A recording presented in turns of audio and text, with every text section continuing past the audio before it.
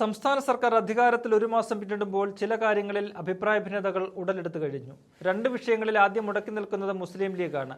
ഒന്ന് സംസ്ഥാനത്തെ മദ്യനയമാണെങ്കിൽ രണ്ടാമത് PM ശ്രീ വിഷയമാണ്. മദ്യനയം മന്ത്രിസഭ കൂടി ആലോചിക്കാതെ വി.ഡി. സതീശൻ ബജറ്റിൽ ഉൾക്കൊള്ളിച്ചതിന്റെ നീരസം മന്ത്രിമാർക്കുണ്ട്. ബജറ്റിൽ പ്രഖ്യാപനം വന്നപ്പോഴാണ് ഇക്കാര്യം എക്സൈസിന്റെ ചുമതല വഹിക്കുന്ന M. ലിജു അടക്കം അറിയുന്നത്. പിന്നാലെ ലീഗിലും ഇത് പ്രശ്നങ്ങളുണ്ടാക്കി. തൊട്ടു പിന്നാലെ PM ശ്രീയുമായി സർക്കാർ മുന്നോട്ട് പോകുന്നുവെന്ന പ്രഖ്യാപനം അക്ഷരാർത്ഥത്തിൽ മുസ്ലിം ലീഗിനെയും മന്ത്രിമാരെയും ഞെട്ടിക്കുന്നതായിരുന്നു. വിദ്യാഭ്യാസ വകുപ്പ് കൈകാര്യം ചെയ്യുന്നത് തന്നെ ലീഗിന്റെ പ്രതിനിധിയാണ്.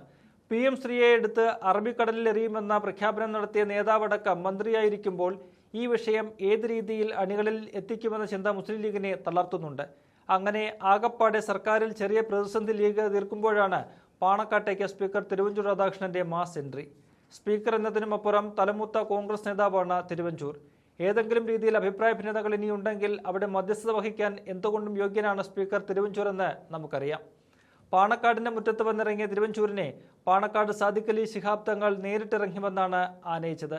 സഭാനാഥനാണ് തിരുവഞ്ചൂർ. അതിന്റെ എല്ലാ ആദരവുകളും അദ്ദേഹത്തിന് പാണക്കാട് കുടുംബം നൽകി. ആ ഊഷ്മളമായ സ്വീകരണത്തിന്റെ ദൃശ്യങ്ങൾ കാണാം.